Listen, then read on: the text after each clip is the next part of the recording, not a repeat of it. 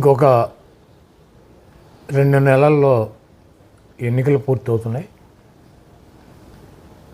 జగన్మోహన్ రెడ్డి గారు చాలా స్పష్టంగా ఆయన చేసినటువంటి కార్యక్రమాలు, ఆయన ఎన్నికల మేనిఫెస్టోలో 99% అమలు చేశానని చెప్పి, నాకు మీరు ఓటేయాలంటే నేను మీ కుటుంబాలకి, మీ ప్రాంతాలకి మంచి చేశానని కనుక భావిస్తే నాకు ఓటు వేయండి, లేకపోతే ఓటు కూడా వేయొద్దని చెప్పి జగన్మోహన్ రెడ్డి గారు ప్రతి పబ్లిక్ మీటింగ్లోనూ ప్రజలను ఉద్దేశించి మాట్లాడుతున్నారు.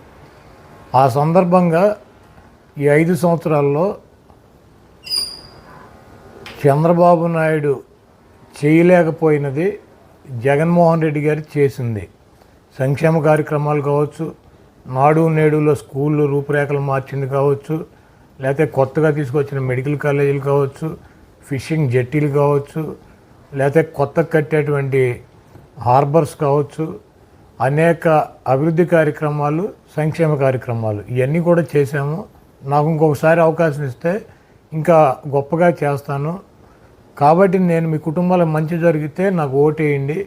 ఆరోగ్యశ్రీ కావచ్చు, ఫీజు రియంబర్స్మెంట్ కావచ్చు, అమ్మఒడి కావచ్చు, ఇవన్నీ ఆసరా కావచ్చు, విద్యా దీవెన, ఇటువంటి సంక్షేమ కార్యక్రమాలు కూడా ఇచ్చామని చెప్పి చెప్తున్నారు.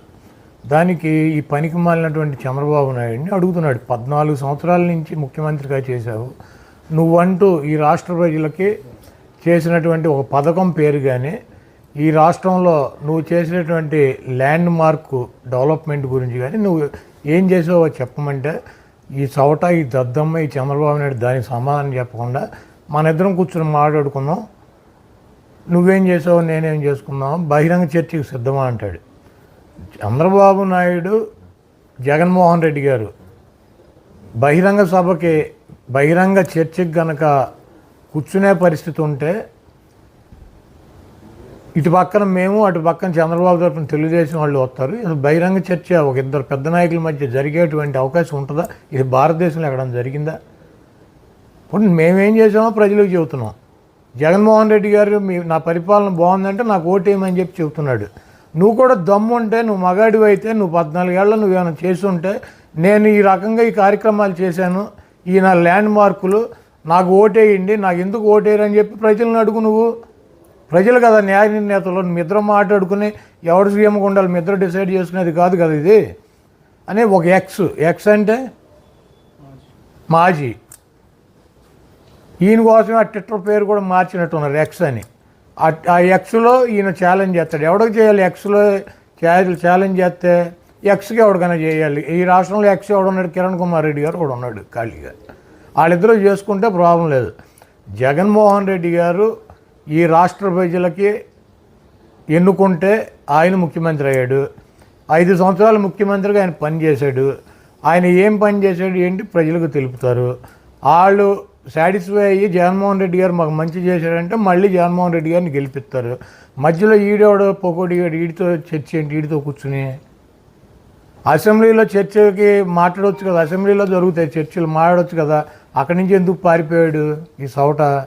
ఇప్పుడు బహిరంగంగా బయట కూర్చోవాలంటే అసెంబ్లీలో ఏడవలేక అక్కడ ఏడిసి బయటికి పారిపోయి వచ్చి ఇవన్నీ పనికి మాలిన కబుర్లు. ఇప్పుడు నేను నా స్థాయికి, నేను చంద్రబాబు, నేను చర్చకి రెడీగా ఉన్నా, నువ్వు వస్తావా అంటే వస్తాడా? జగన్మోహన్ రెడ్డి గారి స్థాయి ఏంటి, చంద్రబాబు నాయుడు స్థాయి ఏంటి? 3 పార్టీలు కలిసి పోటీ చేసినా కూడా జగన్మోహన్ రెడ్డి గారి మీద గెలవగలనా లేదా అని చెప్పి మిణుకుమంట చేస్తున్నాడు. చంద్రబాబు నాయుడు గారి పార్టీ సైజు ఎంత, జగన్మోహన్ రెడ్డి గారి పార్టీ సైజు ఎంత? 170 సీట్లలో పోటీ చేసి 151 సీట్లో గెలిచినాడు. 25 పార్లమెంట్లకు పోటీ చేసి 22 పార్లమెంట్లు గెలిచాడు.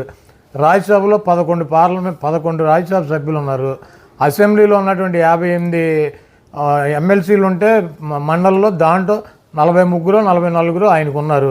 చంద్రబాబు నాయుడుకి ఎవడున్నాడు? రాజ్యసభలో ఒక మెంబర్ ఉన్నాడా?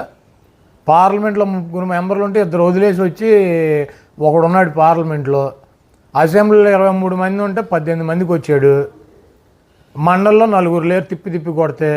ఇతని స్థాయి ఏంటి, జగన్మోహన్ రెడ్డి గారి స్థాయి ఏంటి? ఇటువంటి వేస్ట్ ఫెయిలర్స్తో జగన్మోహన్ రెడ్డి గారు చర్చ కూర్చుంటాడా? మాకు ఓటేసింది, మమ్మల్ని గెలిపించింది ప్రజలు, మేమేం చేసాం ప్రజలకు చెబుతాం. నువ్వేమీ చేయలేదో 14 ఏళ్ళు నీకు అవకాశం ఇస్తే ప్రజలకు చెబుతాం. నీకు కూడా దమ్ముంటే ధైర్యం ఉంటే నీ పార్ట్నర్స్ని నీ గ్యాంగ్ని తొట్టి గ్యాంగ్ని అంతా వేసుకెళ్ళి ప్రజలకు చెప్పు, నిన్ను గెలిపిస్తే అధికారంలోకి వస్తావు, లేకపోతే మేము వస్తాం. కాబట్టి ప్రజలకు ఏం చేసామో చెప్పుకునే పరిస్థితి లేక ఎట్టాకు జగన్మోహన్ రెడ్డి గారు చర్చకులు ఆడి ఇటువంటి బొఫ్ఫును కానీ పట్టించుకోవడని ఒక ఎక్స్లో ఛాలెంజ్ పెట్టి పనికి మాలినటువంటి షోలు చేస్తున్నాడు. Please subscribe Citizen Voice and like and share please.